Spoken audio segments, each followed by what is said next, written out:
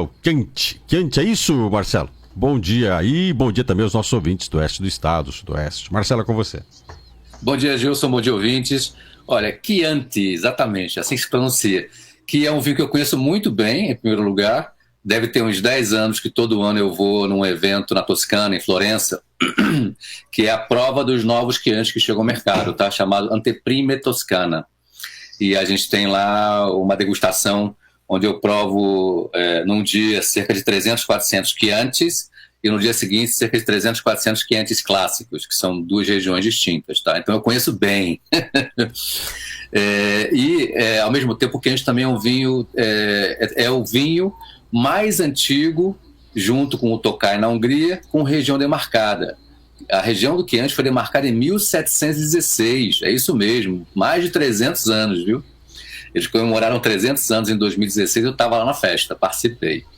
Então, o Chianti é um vinho toscano, começou a ser produzido aí há mais de 300 anos, foi demarcada a região, fez sucesso, já se exporta Chianti há séculos, e o Barone Ricasoli criou, digamos, a fórmula clássica do Chianti, que era 70% Sangiovese, que é a uva mais importante da Itália, e podia incluir 10% de uvas brancas. Fez muito sucesso na época e a região se expandiu, tá, para além das fronteiras originais. Tem uma historinha muito legal para contar sobre o Chianti clássico, que é a seguinte: existia ali uma disputa entre a fronteira onde começava e onde acabava o Chianti, porque era uma marca famosa, digamos, entre Siena e Florença. Então os duques de Siena e Florença propuseram uma disputa esportiva, digamos, para decidir a disputa sem ter guerra, que era o seguinte: quando o sol raiasse e o galo cantasse, ia sair um cavaleiro de Siena em direção a Florença e um cavaleiro de Florença em direção a Siena.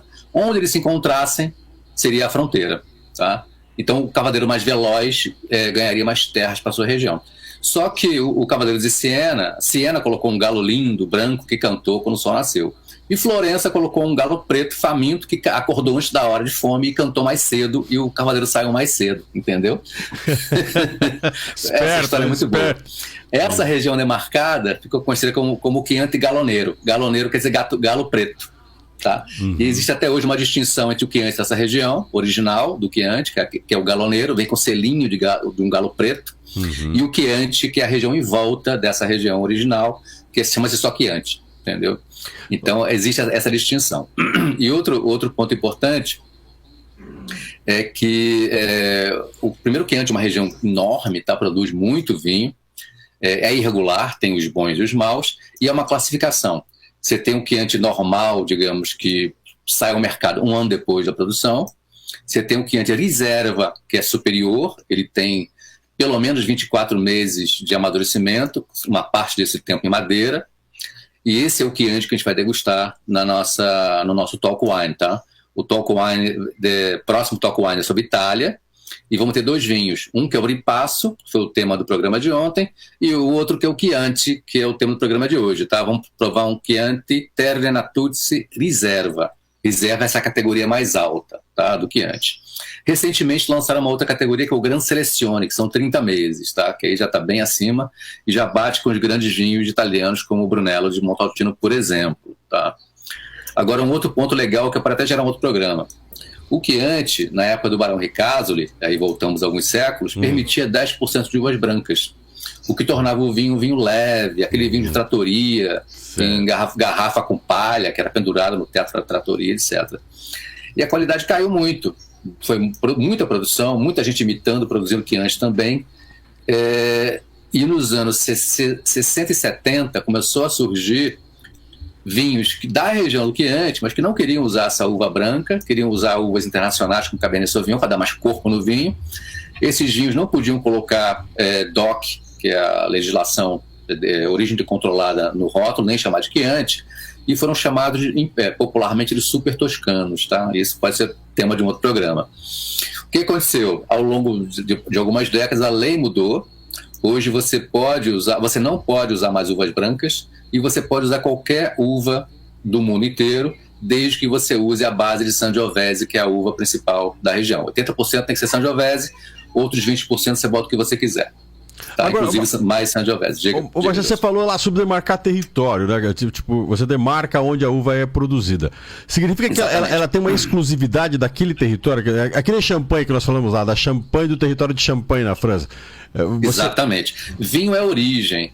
A qualidade do vinho está diretamente ligada de onde vêm as uvas. Então, para ser Chianti, tem que ser produzido na região demarcada do Chianti. Para ser Champagne, tem que ser produzido na região demarcada de Champagne, na França. Tá? Certo. Então, você tomar um espumante de qualquer outro lugar chamado Champagne, você está falando errado, tá? Não procede. Inclusive, você comentou com a gente que os nossos espumantes aqui, os nossos frisantes, mas os nossos espumantes, chamavam-se Champagne antes, depois pararam com isso, né? Porque você não podia mais fazer isso. Lembrando que frisante é uma coisa que tem nada a ver com espumante. Espumante é o vinho que tem espuma mesmo. O frisante tem um pouquinho só de espuma residual, digamos. E o Chianti é um dos vinhos que a gente vai experimentar no Talk Wine, né? Exatamente. Vai ser um Chianti reserva, tá? Uma categoria superior. Legal. É coisa boa. Imagino como é que vai ser isso. Vai ser fantástico. Espere, porque vem coisa boa por aí, viu?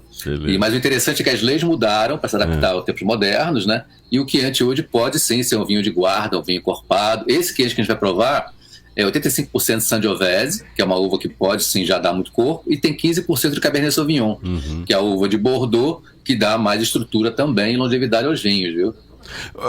Copelo, você colocou já isso. Eu quero só tentar recuperar em um dos nossos programas, que é quando você tem esses ingredientes do vinho, quando você colocou, por exemplo, se acrescentava uva branca, né, no Chianti, e isso acabou sendo proibido depois porque baixou a qualidade dele.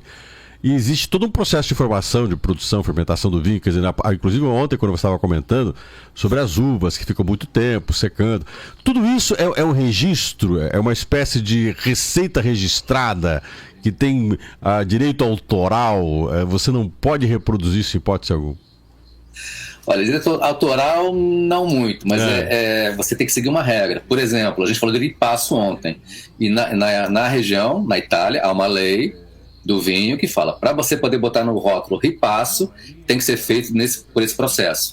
Para você poder botar Chianti no rótulo, tem que ser feito por esse processo e nessa região. As uvas têm que ser dessa região, tem que ser produzido, a uva se transforma em vinho nessa região, e tem que ter um mínimo de Sangiovese, tem que ter o máximo de rendimento por hectare, quilos de uva, tem várias regrinhas, tá? Tem que ter um mínimo de teor alcoólico, tem que ter um mínimo de tempo de amadurecimento, não pode ter uva branca, no caso do Chianti, né? Então, para cada DOC, né, que a gente fala, denominação de origem controlada, você tem uma série de regrinhas, tá? Que incluem isso, a origem, tempo de envelhecimento, mínimo de álcool, máximo de quilos de uva por hectare e assim por diante. Então significa que se eu quiser produzir esse vinho, tem que ser lá. Eu fico imaginando quanto que não custa um pedaço de terra para você fabricar esse vinho. Caríssimo. Você comprar um hectare de terra na Toscana... Quem está indo morar muito lá são as celebridades, viu? Elton John, Sting, porque é caro. Então você pode, no Brasil, por exemplo, fazer um vinho de Sangiovese igualzinho ao Chianti, só que não pode chamar de Chianti, tá? Você pode usar as mesmas uvas, o mesmo tempo de amadurecimento, o mesmo teor alcoólico, seguir as mesmas regras, mas não pode botar no rótulo Chianti porque é um nome protegido, entendeu? Perfeito, Marcelo. E amanhã a gente fala mais, tranquilo? Tranquilo. Vamos conversar mais de vinho. Vamos falar mais de Itália amanhã um pouco? Podemos sim. E você pode entrar em contato com o Marcelo Copelo, @Marcelo Copelo no Instagram. E tem a experiência desses vinhos italianos que o Marcelo comentou hoje, comentou ontem. Inclusive o Chianti, que é um dos vinhos que a gente comentou, é o vinho que a gente comentou hoje, é um dos vinhos do talkwine.com.br. Acesse lá, você vai gostar dessa experiência.